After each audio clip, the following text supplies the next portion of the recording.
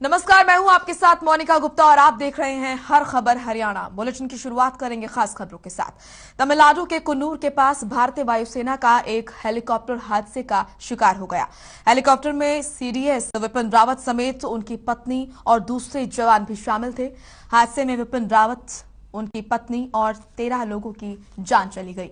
PM Modi, CM Manohar Lal, राज्यपाल बंडारू दत्तात्रेय, खेल मंत्री संदीप सिंह ने भी विपिन रावत की मौत पर दुख जताया।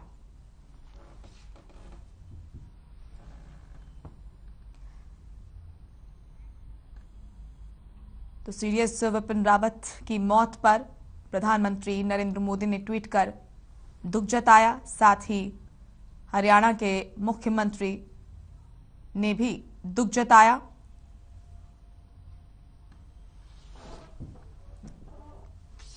तो वही दिल्ली बॉर्डर पर चल रहे किसान आंदोलन को लेकर संयुक्त किसान मोर्चे की मीटिंग हुई, जिसमें केंद्र सरकार और मोर्चे के बीच सहमति बन गई है। केंद्र सरकार के साथ बातचीत के बाद तैयार प्रस्ताव को मंजूरी मिल गई है। अब सरकार की तरफ से इसे मानने के लिए आधिकारिक चिट्ठी भेज दी जाएगी। आज दोपहर फिर मोर्चे की मीटिंग बुलाई गई है, जिसमें किसानों की घर वापसी का ऐलान किया जा सकता है। प्रेस कॉन्फ्रेंस में किसान नेता गुरनाम चढ़ूनी ने कहा कि मंगलवार को सरकार की तरफ से जो ड्राफ्ट आया था उस पर हमारी सहमति नहीं बनी थी। हमने उसमें कुछ सुधारों की मांग कर लौटा दिया था। सरकार 2 कदम और आगे बढ़ी है। आज जो ड्राफ्ट आया है उसको लेकर हमारी सहमति बन गई है। अब सरकार उस ड्राफ्ट पर हमें आधिकारिक चिट्ठी भेजे, इस पर सबकी सहमति है। और साथ ही उन्होंने कहा कि उस पर गुरुवार को होने वाली मीटिंग कर फैसला लिया जाएगा। इसके लिए 12 बजे मीटिंग बुला ली गई है, जिसमें अंतिम फैसला लिया जाएगा। तो आज फिर ये अहम बैठक होने वाली है। आंदोलन खत्म होगा या नहीं, आज फैसला हो जाएगा। जनवरी के बाद जो घटना हुई थी, आंदोलन को सबसे पहले आपने मजबूती दी थी, क्योंकि आंदोलन बैक हो चुका था। अब किस नजरिए से देखते हैं, क्योंकि आज प्रेस कॉन्फ्रेंस में भी कुछ बातें खुलकर आई हैं। देखो, एसकेएम के सारा ही एसकेएम चेहरा है इसका। किसी का कोई रोल है, कोई रोल है, सबके चेहरे हैं और सबका रोल इस एसकेएम में है। कोई एक आदमी, एक स्टेट, एक जत्थेबंदी इस आंदोलन को नहीं चला सकती थी। यह आंदोलन 500 किलोमीटर में तो फिजिकल रूप से फैला हुआ है। कर्नाटक में आंदोलन होते हैं तो वहाँ के लोग रहते हैं। ये एक विचारधाराओं से जुड़ा हुआ आंदोलन है, तो विचारधारा जिंदाबाद है इसकी। एसकेएम की विचारधारा जिंदाबाद है। एसकेएम की विचारधारा ही इस आंदोलन का स्वरूप है, इस आंदोलन का पूजनीय है। जो उसकी विचारधारा है टिकैत साहब, एक आंदोलन 9 महीने अंग्रेजों के सामने लड़ना पड़ा था। इस सरकार के सामने आपने 12 महीने का आंदोलन लड़ा है और बिल्कुल संयम और शांति से लड़ा है। अब जो टेबल पर जो बात होती है सरकार से, क्या वही पैनल दिखता है आपको अंग्रेजों की तरह, जैसे जो अंग्रेज बात करते थे उनसे, जैसे कि अब क्या आंदोलन उनसे भी खतरनाक है, उनसे भी खतरनाक है, अंग्रेजों से भी खतरनाक है? क्या कैसे देखते हैं आप? वो टेबल पर नहीं आना चाहते। हाँ। कहाँ कमी देखते हैं, टेबल पर क्यों नहीं आना चाहते? अरे आगे, अब तो आगे भी टेबल पर या टेबल के नीचे कुआं में भी आगे।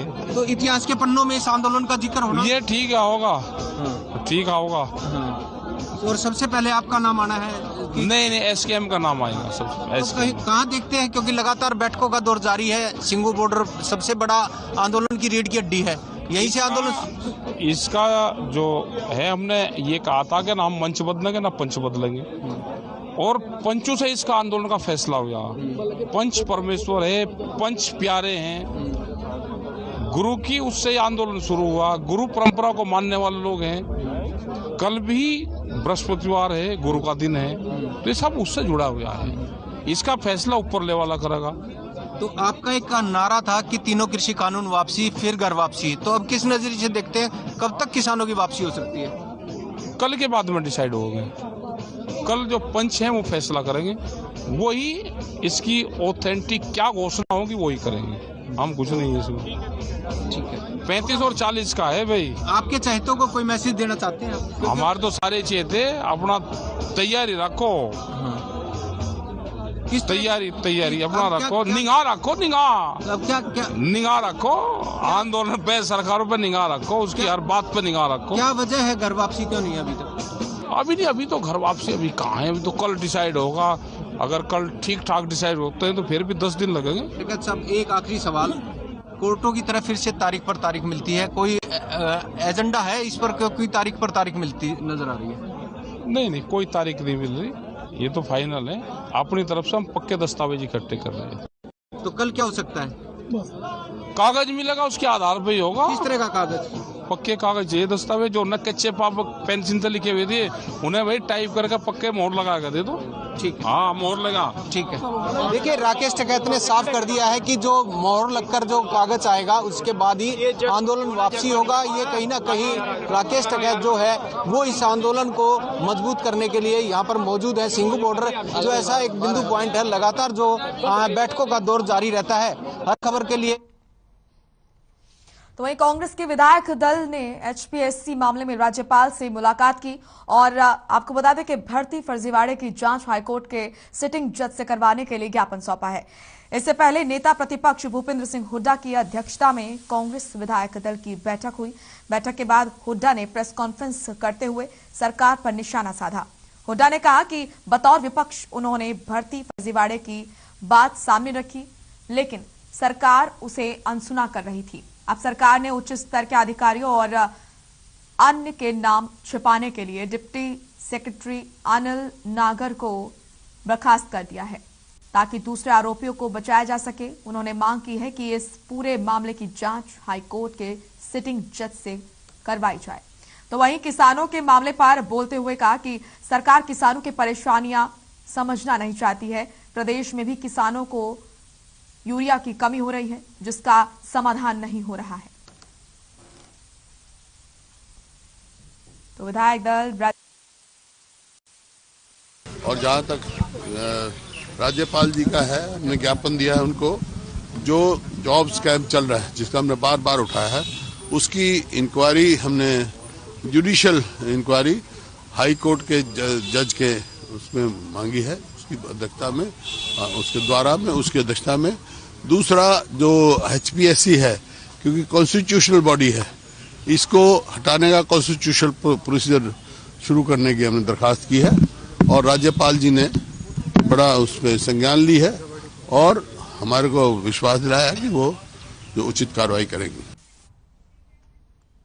तो वहीं तोशाम से कांग्रेस विधायक किरण चौधरी और कांग्रेस से राष्ट्रीय महासचिव रणदीप सुरजेवाला ने एचपीएससी मामले में सरकार पर निशाना साधा है। सुरजेवाला ने कहा कि सरकार अनिल नागर की जांच से क्यों डर रही है, सरकार ने अनिल नागर को बिना जांच किए ही बर्खास्त क्यों कर दिया। तो वहीं किरण चौधरी ने कहा कि अगर सरकार इन मामलों की निष्पक्ष जांच करवाना चाहती है तो पहले इन दोनों चेयरमैन को हटाया जाए। इन दोनों के हटाए बिना मामलों की जांच नहीं हो सकती।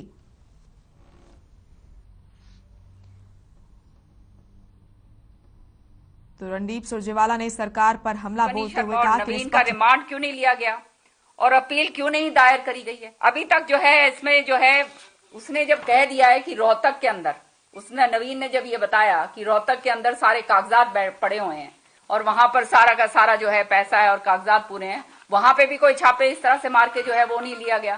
तो इसका मतलब तो साफ है कि जो परतें जो हैं वो इतनी गहरी हैं कि ये परतों को छुपाने के लिए जो है ये अब हताश जो है, मैं कहती हूँ सरकार, यही लफ्ज इस्तेमाल करूंगी, सरकार जो है हो चुकी है। साथ ही साथ जो है अब जो सारे के सारे जो शिव कॉलोनी सोनीपत में छुपा हुआ है, रोहतक में है, भिवानी में है, वहां छापे मार के निकालते क्यों नहीं है।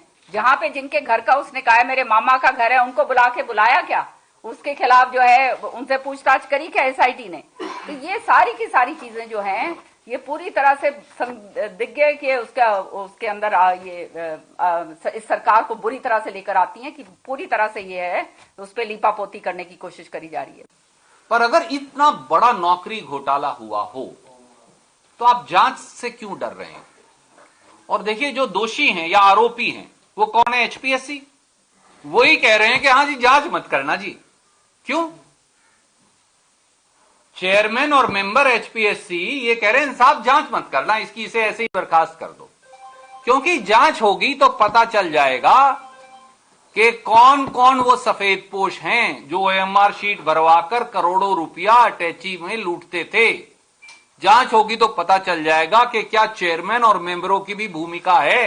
जांच होगी तो पता चल जाएगा एचपीएससी में कितना और घालमेल है, कितनी और नौकरियां बेची गई, इसीलिए जांच नहीं कर रहे। और अगर गवर्नर हरियाणा ये कहते हैं कि अनिल नागर के इस कार्यकाल में सारी भर्तियां जो हैं उनके रिकॉर्ड की सैंक्टिटी नहीं बची, तो वो नौकरियां खारिज क्यों नहीं कर रहे? जब मैंने पिछली बार सवाल उठाया, खट्टर साहब बोले एचपीएससी फैसला करेगा।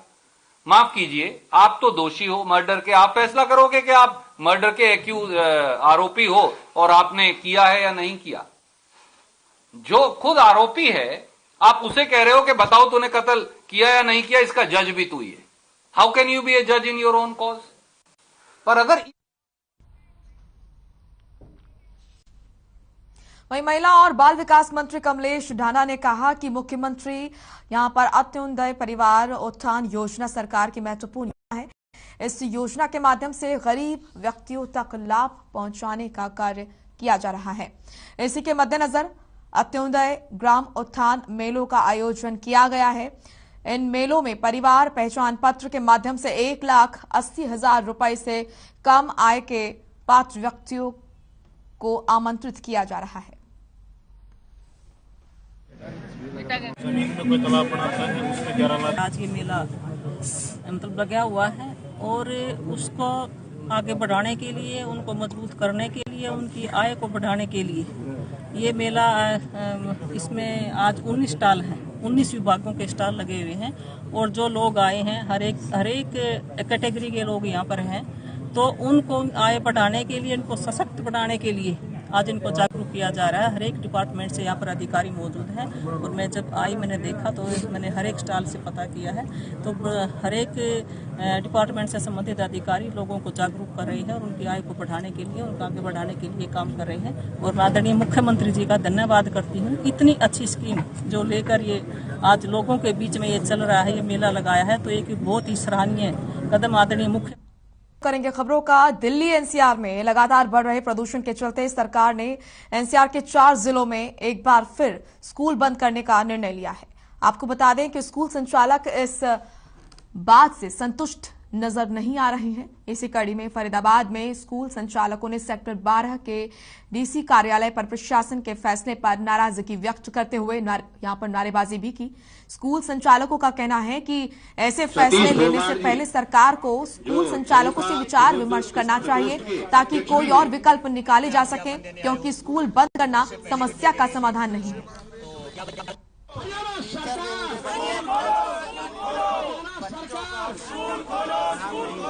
हमारी बेरोजगारी के लिए सभी जिम्मेदार हैं।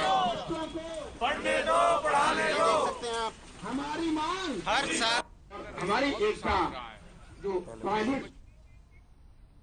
तो वहीं कृषि कानूनों की वापसी के बाद अब किसानों को आपको बता दें कि यहां पर एमएसपी गारंटी कानून लागू की मुख्य मांगे हैं किसानों की, जिसको लेकर किसानों ने जगह जगह पैदल यात्रा निकाली। इसी क्रम में भिवानी में भी यात्रा निकाली गई जो टिकरी बॉर्डर तक जाएगी।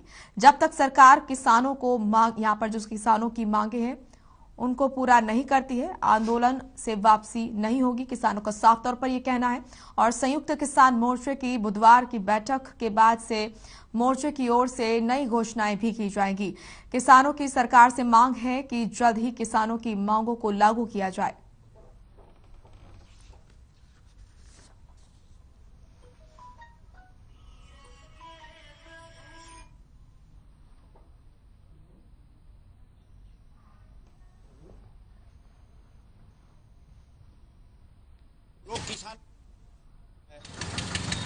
ये पद यात्रा जो चली है, 3 काले कानून तो संसद ने और सरकार ने वापस ले लिए, लेकिन जो किसानों का मेन मुद्दा है एमएसपी गारंटी कानून, ये हमारा अधिकार है जिसके लिए पिछले 42 साल से किसान आंदोलनरत है और उस मांग को पूरा करे बगैर, संवैधानिक अधिकार प्राप्त करे बगैर हम किसी भी बॉर्डर से आंदोलन को वापस नहीं लेंगे।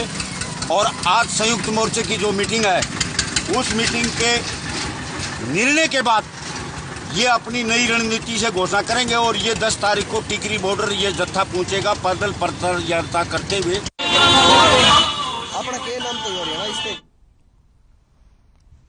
तो किसानों ने पैदल यात्रा यहां पर निकाली और तस्वीरें भी हम आपको उस दौरान की दिखा रहे हैं।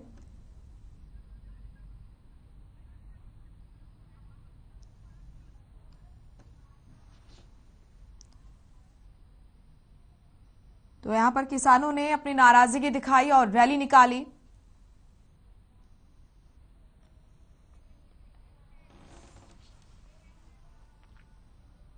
वहीं टिकरी बॉर्डर पर बुधवार को किसान संगठनों की पंचायत हुई।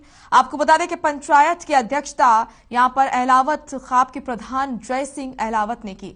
काफी देर चली इस पंचायत में संयुक्त मोर्चे के फैसलों को मंजूर करने का प्रस्ताव पारित किया गया। पंचायत में ही किसान मोर्चा से अनुरोध किया गया कि किसानों पर दर्ज मुकदमे वापसी होने के बाद ही आंदोलन को खत्म किया जाएगा और घर वापसी का फैसला लिया जाएगा। तो पंचायत में ये महत्वपूर्ण फैसले लिए गए। कुछ मांगे रखी गई कि जब तक ये मांगे पूरी नहीं होंगी तब तक आंदोलन जारी रहेगा और घर वापसी नहीं होगी। वहीं अंबाला के चमन वाटिका इंटरनेशनल स्कूल में सीजीएम डॉक्टर सुखदा प्रीतम एक अवेयरनेस कैंप के लिए पहुंचे। स्कूल की प्रिंसिपल सुनीला शर्मा ने बताया कि उनका स्कूल लड़कियों का गुरुकुल है और उनके स्कूल में 18 स्टेट्स और 2 संघ राज्य क्षेत्र को की जो छात्राएं हैं यहां पहुंची। डॉक्टर सुखदा प्रीतम ने अवेयरनेस कैंप के दौरान विमेन राइट्स एंड लॉ की बात कही। उन्होंने कहा कि गर्ल्स स्कूल में ऐसा कैंप आयोजित होने से उन्हें बहुत गर्व है।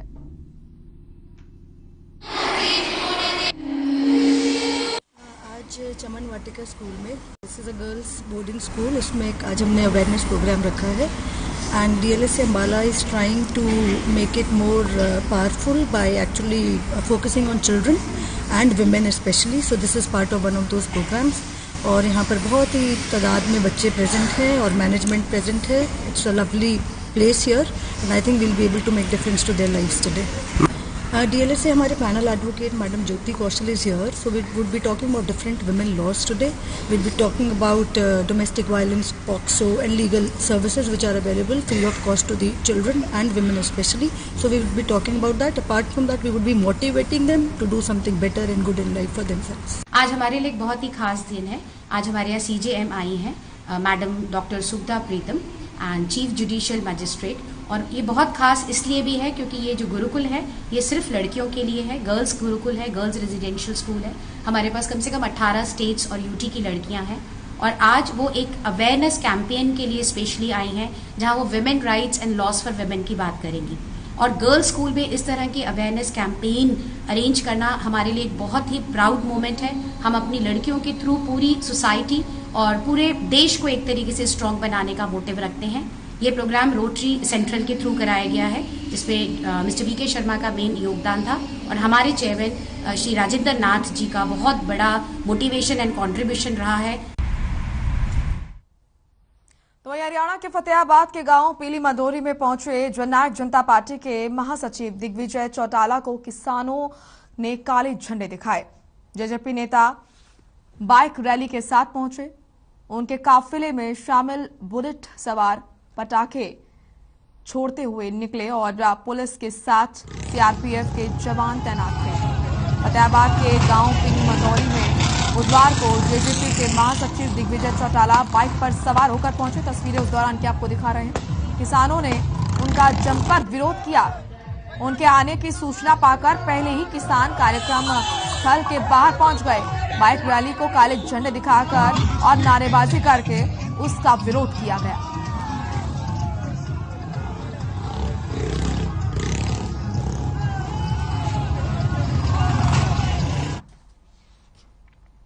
वहीं रोहतक पीजीआई के रेजिडेंट डॉक्टर तीसरे दिन भी हड़ताल पर रहे और उन्होंने इमरजेंसी सेवाएं में भी यहां पर जो सेवाएं हैं उनको बंद रखा। हालांकि federation of residential doctors association और यूनियन हेल्थ मिनिस्ट्री के बीच अब तक के बातचीत के बाद भी निष्कर्ष नहीं निकल पाया है। आपको बता दें कि हड़ताल अब दिन प्रतिदिन विशाल रूप लेती नजर आ रही है। वहीं अपनी मांगे पूरी न होने तक डॉक्टर्स पीछे हटने के लिए तैयार नहीं हैं। लेकिन इस हड़ताल से सबसे ज्यादा नुकसान आम जनता को हो रहा है। अब देखना ये होगा कि यहाँ पर देर सवेर ही सही, लेकिन कब तक पीजीआई एमएस रोहतक के 450 डॉक्टर अस्पताल में वापसी करते हैं।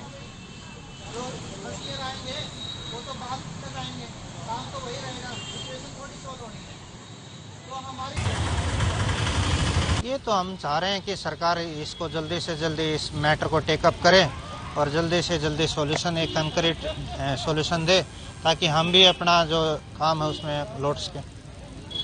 तो अभी क्या डिसीजन हुआ है कोई किसी का? अभी यही है कि जैसे फोर्डा का आह्वान है, फोर्डा के आह्वान पे हमने सभी तरह की जो सेवाएं हैं वो उनसे अपने आप के रेजिडेंट्स को निकाल लिया।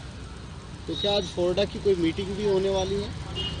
हाँ, आज 6 बजे उनकी मीटिंग है, वर्चुअल मीटिंग। तो केंद्रीय स्वास्थ्य मंत्री की नहीं, केंद्रीय स्वास्थ्य मंत्री से मीटिंग नहीं है, इंटरनल आरडीएस से मीटिंग है कि आगे इस एक्शन को मतलब जो कैसे इसको टेकअप करना। तो वहीं हिसार के लघु सचिवालय के बाहर आंगनवाड़ी वर्कर्स और हेल्पर यूनियन ने यहां पर तालाबंदी करके हड़ताल शुरू कर दी है। आंगनवाड़ी वर्कर्स और हेल्पर यूनियन की कर्मचारी नेता गायत्री और कृष्णा जांगड़ा ने यहां पर बताया कि 2018 में मुख्यमंत्री ने कुशल और अकुशल श्रमिक का दर्जा, प्रमोशन में 50%, कोटा वेतन में बढ़ोतरी की मांगों को एक समझौते में मान लिया था और कुछ समय के लिए सरकार ने समझौते के तहत वेतन भी दिया, लेकिन सरकार की तरफ से कोई ऑफिशियल नोटिफिकेशन न होने की वजह से सभी सुविधाएं थोड़े समय बाद बंद कर दी गई। इसलिए न्यूनतम वेतन और यहां पर सेंटरों के किराया में बढ़ोतरी, महंगाई भत्ता समेत अन्य मांगों को लेकर तालाबंदी हड़ताल चल रही है।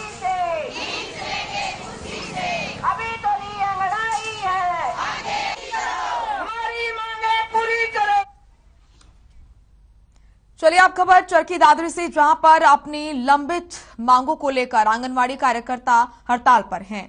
इसी कड़ी में आंगनवाड़ी कार्यकर्ताओं ने चरखी दादरी के लघु सचिवालय के सामने प्रशासन के खिलाफ जमकर नारेबाजी कर प्रदर्शन किया। वहीं जिला प्रधान राजवंती सौगात ने बताया कि हम लगातार अपनी मांगों को लेकर प्रदर्शन कर रहे हैं, जिसके लिए जिला प्रशासन को ज्ञापन भी दिए हैं और हमारी मांगे नहीं मानी गई। हमारी मुख्य मांगे ये हैं कि हमें सरकारी कर्मचारी का दर्जा दिया जाए, हमारी लंबित मांगों को पूरा किया जाए और जब तक ये मांगे पूरी नहीं होती है तब तक हमारा धरना यूं ही चलता रहेगा।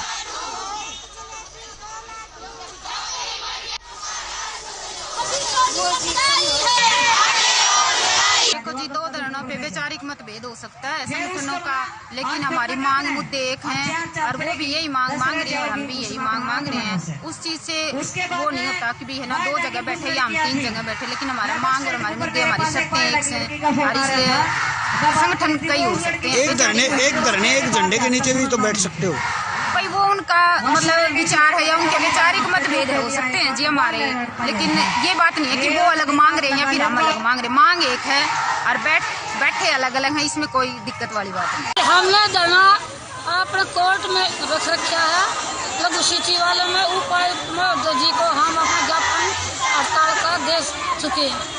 अब हमारी बात ये है, हमारी जिला स्तरीय कमेटी राज्य कमेटी के साथ है।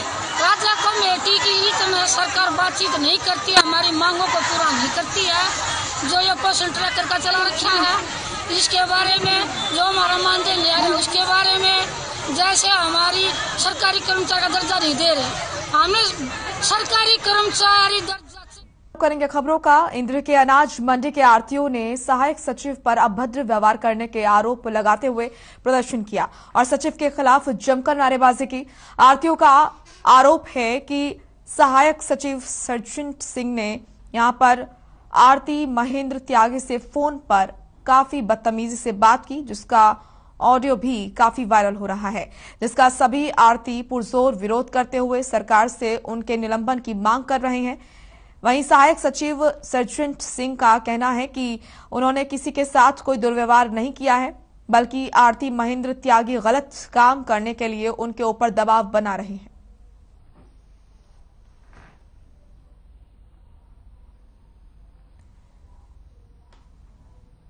तो सहायक सचिव पर बदतमीजी करने का आरोप लगाया गया आरतीओ की तरफ से।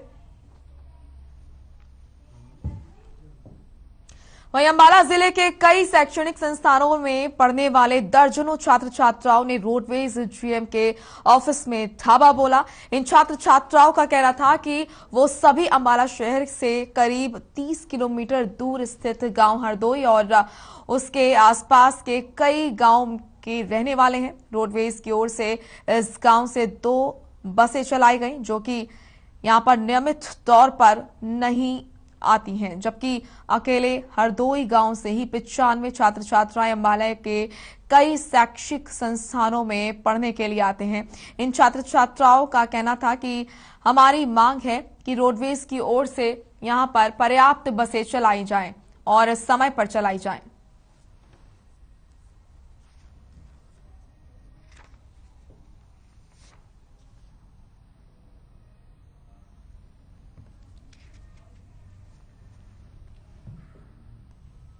चलिए अब खबर सोनीपत से है, जहां पर कुंडली सिंघू बॉर्डर के यहां पर रास्ते को खुलवाने की मांग को लेकर उपायुक्त कार्यालय के सामने आज व्यापारी मंडल धरना दे रहे हैं और सरकार से मांग कर रहे हैं कि किसान आंदोलन के चलते व्यापारियों को 10 से 15 हजार करोड़ रुपए का भारी नुकसान हो चुका है और अब सरकार द्वारा किसानों की मांगों को भी पूर्ण किया जा चुका है, तो अब बंद रास्तों को खोल देना चाहिए।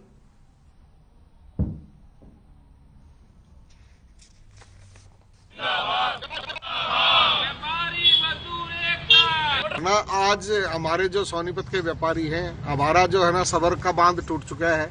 पिछले 1 साल से जिस तरीके से बॉर्डर के रास्ते रोके गए हैं, ये बिल्कुल जैसे किसी आदमी को जेल में बंद कर दिया गया हो, क्योंकि दिल्ली से सबसे ज्यादा व्यापार व्यापारियों का होता है। और जो कुंडली बॉर्डर के आसपास के जितने भी औद्योगिक या जितने भी शोरूम थे, वो बेचारे भूखमरी के कगार पे आ गए हैं। लगभग 1 साल में 10,000 करोड़ से ऊपर का नुकसान हो चुका है। बहुत से व्यापारी तो यहाँ से पलायन कर चुके हैं। सोनीपत का नाम बिल्कुल इस तरीके का हो गया है कि आगे कोई सोनीपत कुंडली एरिया में कोई भी नए उद्योग आ ही नहीं सकते। आप खबर पलवल से है, जहां पर सीएम फ्लाइंग की टीम ने फर्जी लाइसेंस बनाने वालों का भांडाफोड़ किया है। लाइसेंस बनाने के नियमों को ताक पर रखकर ऑस्ट्रेलिया में बैठी एक लड़की का ड्राइविंग लाइसेंस बना दिया गया। पुलिस ने इस मामले में स्थानीय licence authority clerk Brijmohan motor और कंप्यूटर ऑपरेटर पर मुकदमा दर्ज कर लिया है और मामले की जांच में जुट गई है।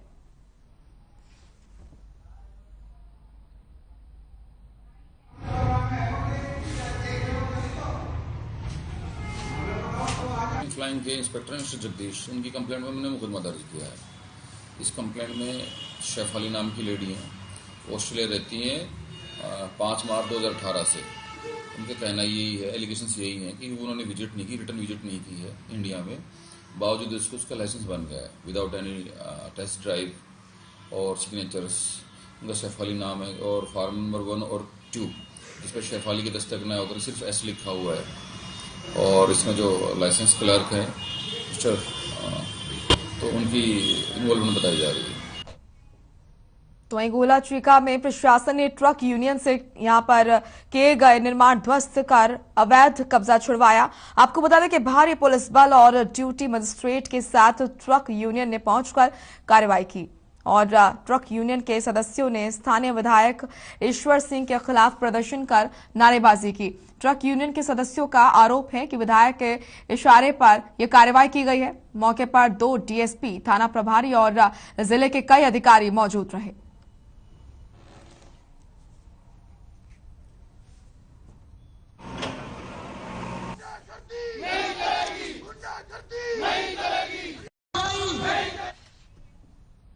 वहीं पलवल की अपराध शाखा पुलिस ने एक ऐसे आरोपी को गिरफ्तार किया है जो फेसबुक पर दोस्ती करने के बाद लोगों की अश्लील वीडियो बनाकर लोगों से पैसे ऐंठता था।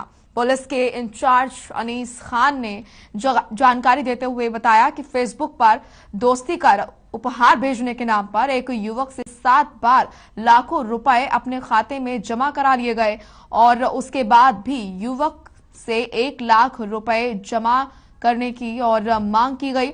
जब मामला हाथ से निकल गया तो पीड़ित ने थाना पुलिस को शिकायत की, जिसके बाद पुलिस ने शिकायत के आधार पर मामला दर्ज कर जांच शुरू कर दी है।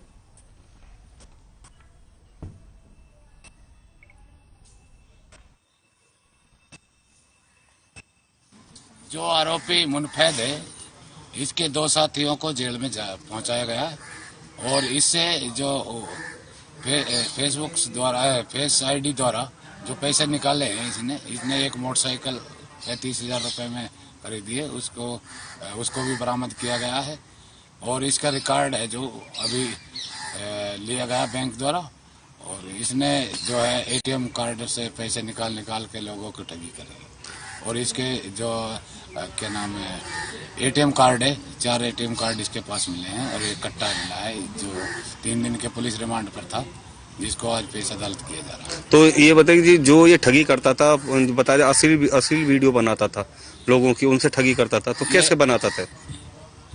ये लोगों के फोटो लेकर अश्लील वीडियो लेकर और उसमें फेसबुक पर भेज देता था, जो उससे ब्लैकमेल करने के लिए उससे पैसे एंटर करनी अपने खातों में डलवाया करता।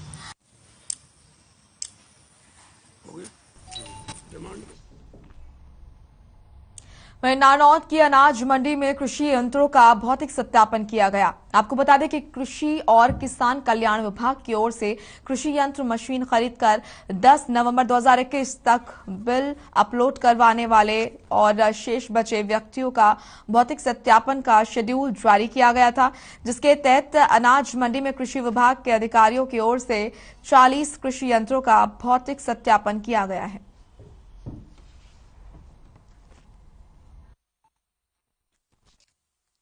अलग अलग सब्सिडी है जी, जैसे कि सुपर सीडर पे अलग है 50% सब्सिडी है जी एक मशीन की। जैसे मैक्सिमम सब्सिडी सुपर सीडर पे 1,05,000 है, जीरो ड्रिल पे जो अपने 11 टाइन की अलग है, 12 टाइन की अलग, 13 टाइन की, उस हिसाब से अलग अलग मशीन पे अलग अलग सब्सिडी है सर।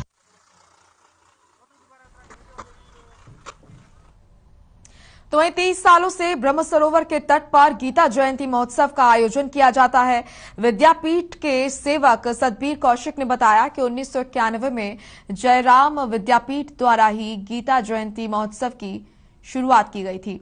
30 सालों से विद्यापीठ द्वारा देश के विख्यात कथावाचकों को बुलाकर गीता जयंती के अवसर पर भागवत पुराण का लोगों को यहां पर रसास्वादन करवाया जाता रहा है, लेकिन कोरोना महामारी को देखते हुए गत वर्ष और इस वर्ष कोरोना से बचाव के लिए सरकार की हिदायतों के अनुसार लोगों की जीवन की रक्षा के लिए कार्यक्रमों को संक्षिप्त किया गया है। उन्होंने ये भी कहा कि विद्यापीठ द्वारा ऐसे कार्यक्रमों का आयोजन किया जा रहा है जिनमें भीड़ ज्यादा एकत्रित न हो, कोरोना नियमों की किसी प्रकार से अवहेलना न हो। 8 से 14 दिसंबर तक हर रोज देश के विख्यात कथावाचक और विद्वान ऑनलाइन प्रवचन देंगे और साथ ही गीता पर चर्चा होगी।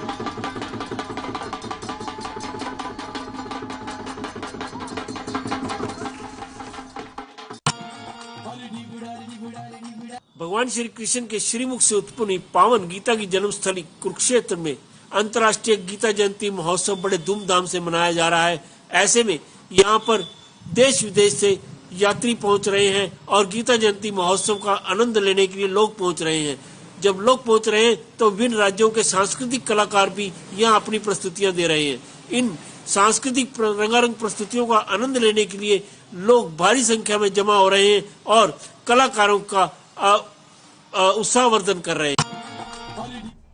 शुरू करेंगे खबरों का। चरखी दादरी से यह खबर है जहां पर मुख्यमंत्री अत्युदय परिवार उत्थान मेले का आयोजन यहां पर किया गया।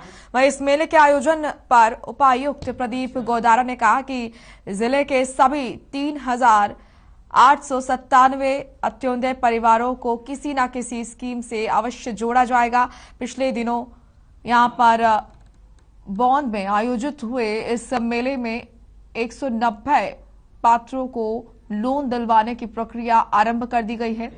दादरी मेले में 955 परिवारों को बुलाया गया है।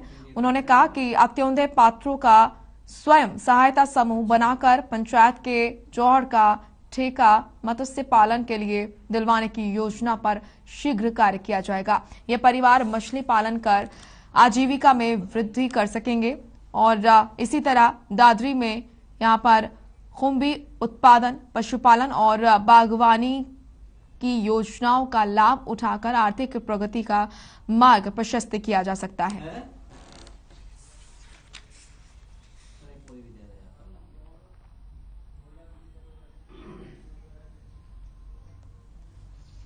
वहीं भिवानी के चौधरी बंसीलाल यूनिवर्सिटी महिला खेलों को बढ़ावा देने के उद्देश्य से 29 से 31 दिसंबर तक association of Indian university wrestling के खेल आयोजित करेगा। इस खेलों में 115 यूनिवर्सिटी के खिलाड़ी भाग लेंगे। वहीं आरके मित्तल ने बताया कि इन खेलों में हजारों के संख्या में महिला खिलाड़ी हिस्सा लेंगी, जिसमें 115 यूनिवर्सिटी को न्योता दिया गया है। मित्तल ने बताया कि ये खेल यूनिवर्सिटी के नए प्रांगण प्रेमनगर में ही आयोजित होंगे।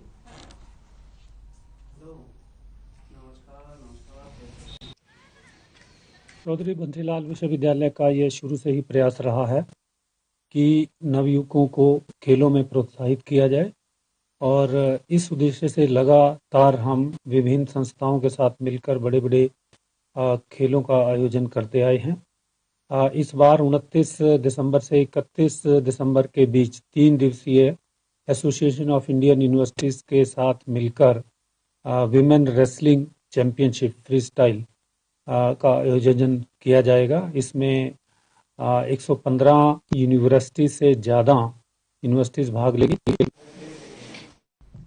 वहीं ताजा मामला पानीपत से है, जहां पर 595 सेक्टर बाराहुडा में एक युवक अपने मकान के बाहर देर रात अपनी क्रेटा गाड़ी को खड़ा किए था।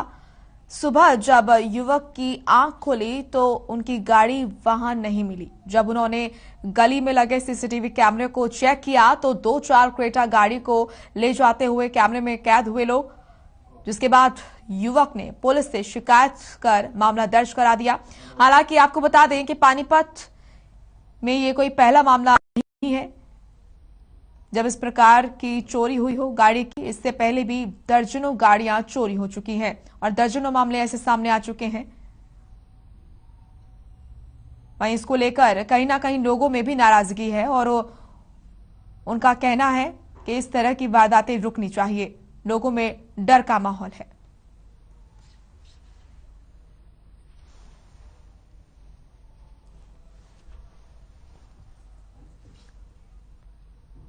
वहीं भिवानी में जीन मार्ग पर आज सुबह 2 वाहनों की टक्कर हो गई।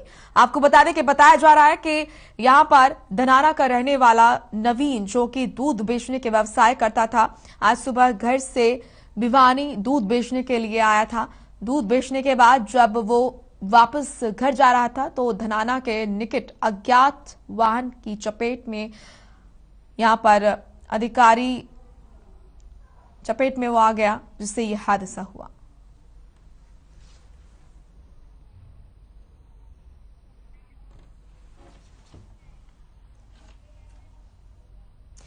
चलिए फिलहाल इस बुलेटिन में इतना ही। आप देखते रहिए हर खबर हरियाणा। नमस्कार।